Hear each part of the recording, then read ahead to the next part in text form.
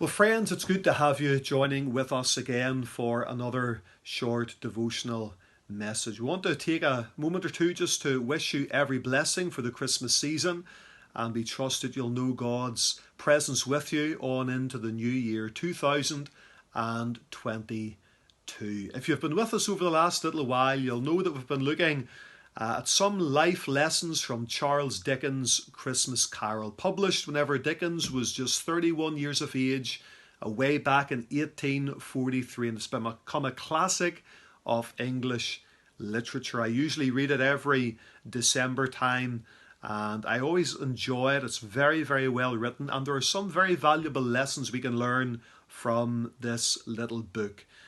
There are Christian principles within it, and we know that Ebenezer Scrooge is described by Dickens as being a covetous old sinner, and he lives solely for himself, serving his own ends. He's proud, he's covetous, he's materialistic, he doesn't really think about the needs of others, he's bitter, he's twisted, and I suppose in many respects, as we learn in the book, that there are many regrets in his life that he really hasn't faced up to. And so he's visited on Christmas Eve by his old business partner, Jacob Marley, who warns him of the error of his ways, tries to get him to see sense and not to live with these regrets and to think about the needs of others and to make his life count for humanity. And so that night, later on, he's visited by three spirits. The ghost of Christmas past, we've thought about him already, and how he takes Scrooge back to his childhood days and then into his young days as a teenager and as a young man, and shows him decisions that he has made and choices that he has made that weren't for the best.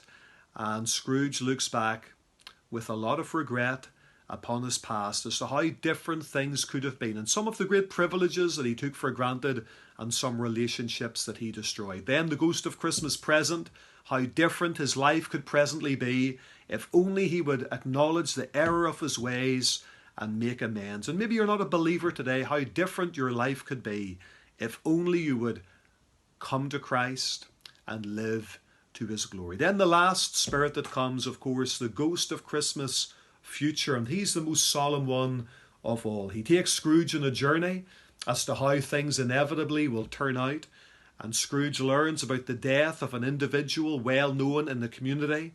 He fears the very thought that it just might be him, but he doesn't confess that. And it seems that nobody mourns the passing of this individual. In fact, some people are glad to see the back of him. And then some of the circumstances around Bob Cratchit, the young man who works for him and his family, and how different things could have been for them if only Scrooge had shown them kindness and love. And then, of course, at the end, he sees his own tombstone and he realizes the brevity of life, the certainty of death, and the reality of eternity. And friends, it's good sometimes that we do not know what the future holds. But you know, I think it was John Wesley who said, "Live so as to be missed." And I wonder, whenever we are dead and gone, what people will really say about us. Do we live to the glory of God?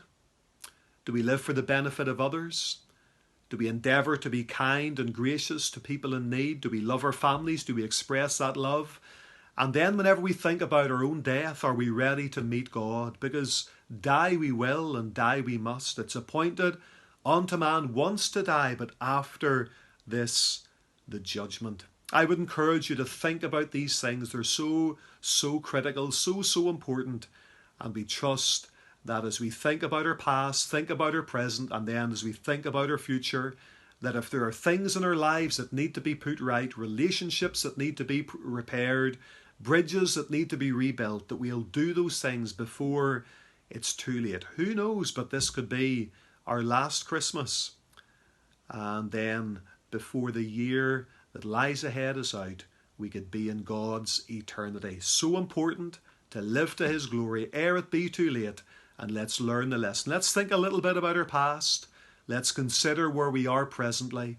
And then let's think about where we are going and how different things could be if only we would realize that life at best is very brief. It's like the falling of a leaf, like the binding of a sheaf, and we need to be in time. And we've only one life, and it'll soon be past, and only what's done for Christ will last. Thank you for joining us, and hopefully you can join us again tomorrow. See you again very soon.